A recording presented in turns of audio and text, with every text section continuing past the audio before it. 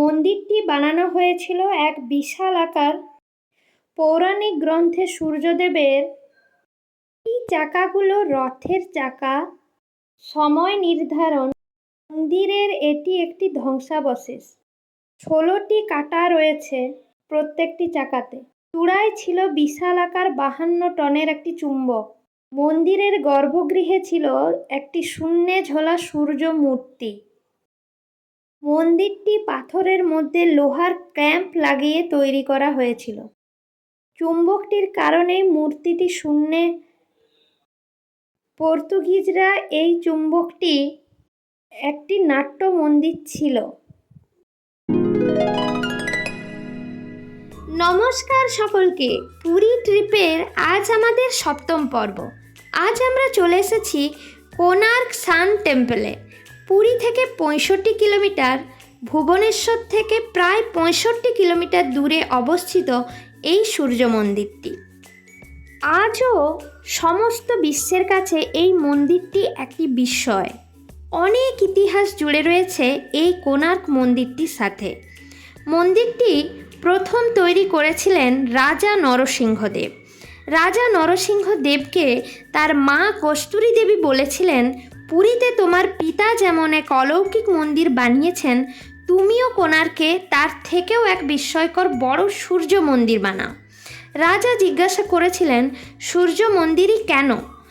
তখন কস্তুরী দেবী বলেছিলেন, দ্বাপর যুগে ভগবান কৃষ্ণের ছেলে ছিল শ্যাম। দেখতে ছিল ভীষণই সুন্দর এবং সে ঋষিমণিদেরকে ভীষণ জ্বালাতন করত। তাকে শিক্ষা দেওয়ার জন্য নারদ মুনি গোপীরা যেখানে স্নান করছিল সেখানে পাঠিয়ে দেয় এবং শ্যাম তাদের সাথে জল ক্রীড়া করছিল। এই খবর শুনতে পেয়ে কৃষ্ণ ভীষণ রেগে গিয়েছিল এবং নিজের মা সমান গোপীদের সাথে স্নান করতে দেখে শ্যামকে সঙ্গে সঙ্গে শ্রীকৃষ্ণ রাগের বশে শ্রাপ দিয়ে দেয় এবং শ্রাপ এটাই দেয় যে তোমার এত যে রূপ রয়েছে এবং এটা নিয়ে যে তোমার অহংকার, এই রূপ তোমার নষ্ট হয়ে যাবে, সারা শরীর তোমার কুষ্ঠতে ভরে যাবে। শ্যাম শ্রীকৃষ্ণকে কেঁদে অনেক অনুনয় করেন এবং শ্রীকৃষ্ণ তখন তার ভুল বুঝতে পারেন এবং জানতে পারেন যে এটা হলো মহর্ষি নারদের কাজ। তখন তিনি তাকে বলেন যে একমাত্র সূর্যদেবী তাকে বাঁচাতে পারে এবং কোণার্কে গিয়ে সূর্যদেবের তপস্যা করতে। শ্যাম তখন কোণার্কে চলে যায় এবং চন্দ্রভাগা নদীর তীরে এসে কঠোর তপস্যা করে এবং সূর্যদেব তাতে খুশি হয়ে যায়। সূর্যদেব তাকে বলেন এই নদীতে স্নান করতে এবং স্নান করার সময় নদীর মধ্যে একটা সূর্যদেবের মূর্তি আছে, সেই মূর্তি সে যখনই ছোঁয়ার সাথে সাথেই সে রোগমুক্ত হবে।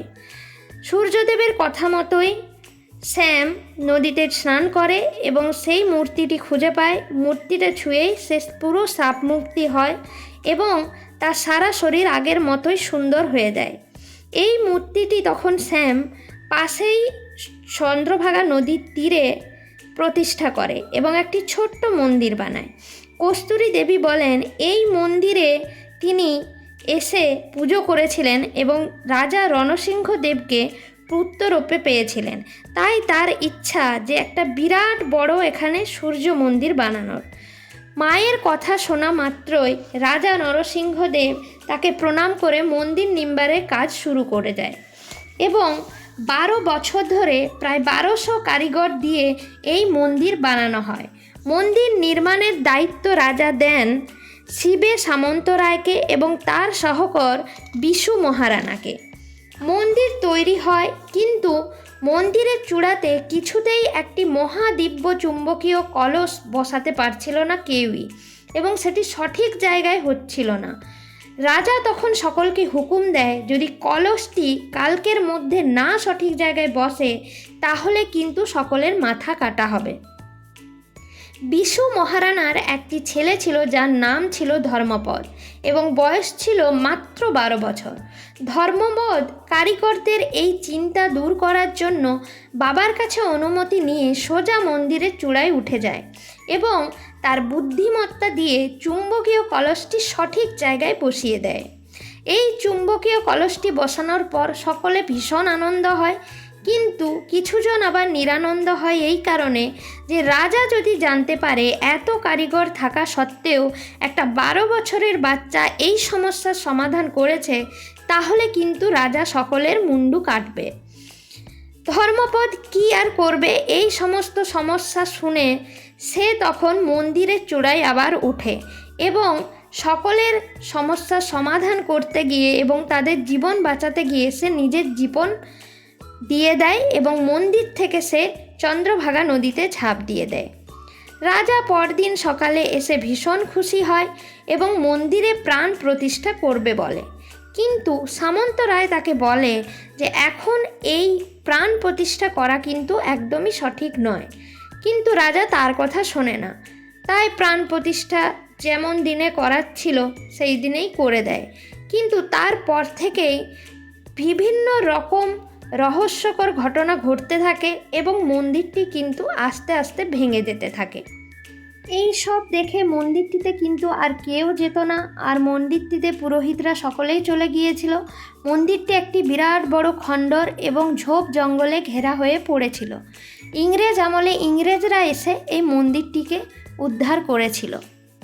মন্দিরটি একটি বিশালাকার রথের আকারে বানানো হয়েছিল। পৌরাণিক দিনে আমরা যেমন দেখি যে 7টি ঘোড়া দ্বারা একটি বিশালাকার রথের মধ্যে সূর্যদেব বসে আছেন, সেই রথের আকারেই এটা কিন্তু বানানো হয়েছিল। মন্দিরটি একটি বিশালাকার রথের আদলে বানানো হয়েছিল। পৌরাণিক গ্রন্থে আমরা যেমন দেখি সূর্যদেব 7টি ঘোড়া দ্বারা একটি বিশালাকার রথের মধ্যে বসে আছেন, সেই রথের আদলেই কিন্তু এই মন্দিরটি বানানো হয়েছিল। এই বিশালাকার রথটিতে 24টি রথের চাকা বানানো হয়েছিল। 24টি চাকা বছরের 12 মাসের প্রতীক হিসাবে এখানে ব্যবহার করা হয়েছে। আশ্চর্যের বিষয় হলো এটি শুধুমাত্র সাজানোর জন্য এখানে ব্যবহার করা হয়নি। এই চাকা সঠিক সময় নির্ধারক যন্ত্র হিসাবে এখানে কাজ করত। প্রত্যেক চাকাতে 16টি কাঁটা আছে, 8টি বড় এবং 8টি ছোট, আর 7টি ঘোড়া ছিল সপ্তাহের 7 দিন হিসাব। আধুনিক যুগ যেখানে মনে করে যে আইজ্যাক নিউটন 1666 সালে প্রিজমের মাধ্যমে আলোর যে বিচ্ছুরণ তার খোঁজ করেছিলেন, সেখানে 13वीं শতাব্দীতে এই মন্দিরটি প্রমাণ করে যে আমাদের পূর্বজ নিউটনের থেকে 400 সাল আগেই এই বৈজ্ঞানিক ব্যাপারটি জানতেন। মুখ্য যে মন্দিরটি ছিল সেই মুখ্য মন্দিরের গর্ভগৃহে ছিল বিশাল আকার এক সূর্য মূর্তি। তখনকার দিনে সিমেন্ট, বালি, কংক্রিট কোনোটাই কিন্তু ছিল না, তাই মন্দির বানানোর জন্য পাথর ইউজ করা হয়েছিল। এই পাথরের মধ্যে লক সিস্টেম বানানো হয়েছিল। লক সিস্টেমটা ছিল লোহা দিয়ে বানানো। পাথরের মধ্যে দুটো পাথরের মধ্যেই লোহার দুটো লক ছিল, যে দুটো একসাথে জয়েন্ট করলে তারা কিন্তু লক হয়ে যেত। তো এই পাথর প্রত্যেকটা ধাপে ধাপে ইউজ করে মন্দিরটি বানানো হয়েছিল। যে চুম্বকীয় দিব্য কলসটি মন্দিরের চূড়াতে বসানো হয়েছিল, সেই কলসটির মধ্যে ছিল একটি 52 টনের চুম্বক। এই বিশাল আকার চুম্বকটি রাখার ফলে মাঝখানে রাখা সূর্য মূর্তিটি হাওয়াতে ভাসতে থাকতো, সোজাসুজি লম্বালম্বি হাওয়াতে ভাসতে থাকতো, নিচ থেকে অনেকটাই ওপরে। চুম্বকের সাথে এই মূর্তির যাতে সামঞ্জস্য বজায় থাকে এবং এটি যাতে হাওয়াতে দুলতে থাকে, সেই জন্য তার নিচে অনেক কিন্তু লোহার চাদর পাতা হয়েছিল, যাতে এই চুম্বকের সাথে লোহার ক্ল্যাম্প, লোহার চাদর সমস্ত কিছু মিলে একটা যেন সামঞ্জস্য বজায় থাকে। মন্দিরটিতে 3টি ভাগ ছিল। একটি ছিল বিমান, যেখানে মেন সূর্য মূর্তিটি রাখা ছিল। আরেকটি হলো জগমোহন, যেটি প্রার্থনা হল। আরেকটি ছিল নাট মন্দির, যেখানে নৃত্য করা হতো। কোণার্কের গা ঘেঁষেই সূর্য ওঠে এবং সূর্যের ফার্স্ট কিরণ এই মন্দিরের চূড়াতে পড়ে এবং এক একটা চাকাতে গিয়ে পড়ে, যার ফলে আমরা কিন্তু ঘড়ির সময় এবং প্রহর গুনতে পারি। এই চুম্বক এতটাই শক্তিশালী ছিল যে এর প্রভাব কিন্তু অনেক দূর বিস্তারিত ছিল এবং পর্তুগিজ যে সমস্ত নাবিকরা জাহাজ নিয়ে যেত, তাদের কিন্তু কম্পাস একদম এই মন্দিরের পাশ দিয়ে যাওয়ার সময় কাজ করতো না, তাদের দিশা ভুল হয়ে যেত। আবার এমন হতো যে জাহাজগুলো এই চুম্বকের টানে অনেক সময় কিন্তু জলায় তলায় তলিয়ে যেত। জাহাজগুলোই মন্দিরের পাশ দিয়ে গেলে যেন কোনো এক অদৃশ্য টান জাহাজগুলোকে টানতো এবং সঙ্গে সঙ্গে ডুবে যেত। তাই নাবিকরা ভীষণভাবে প্রবলেমে পড়তো এবং তারা এই সমস্যার সমাধান জন্য তারা একদিন ঠিক করে সমস্ত নাবিক মিলে যে মন্দিরে তারা আক্রমণ করবে এবং মন্দিরে তারা আক্রমণও করলো। আক্রমণ করে তারা চূড়ায় যে বিশাল আকার চুম্বকটি ছিল সেই চুম্বকটি তারা কিন্তু নিচে নামিয়ে নিয়ে আসে এবং তারা তাদের সাথে নিয়ে যেতে থাকে এবং এর ফলে কি হয়, এর সন্তুলন কিন্তু একদম নষ্ট হয়ে যায় মন্দিরটির। তার ফলে মন্দিরের পুরো অংশ আস্তে আস্তে ভাঙতে শুরু করে এবং পুরোটাই প্রায় ভেঙে পড়ে। তখন পুরোহিতরা কি করে, শুধুমাত্র এই সূর্য মূর্তিটি বাঁচানোর জন্য তারা বহু বছর ধরে মূর্তিটিকে বালির নিচে লুকিয়ে রেখেছিল। আমরা এখন যে মন্দিরটি দেখতে পাচ্ছি তা হচ্ছে সূর্য মন্দিরের একটি ধ্বংসাবশেষ। অর্ধেক অংশই কিন্তু শেষ। আমরা কোণার্ক থেকে এবার বাড়ি ফিরব কিছু খাওয়া দাওয়া করে। চলুন, সকলে ভালো থাকবেন, সুস্থ থাকবেন, আর ভিডিওটি যদি ভালো লাগে থাকে লাইক করবেন, সাবস্ক্রাইব করবেন। Bye bye.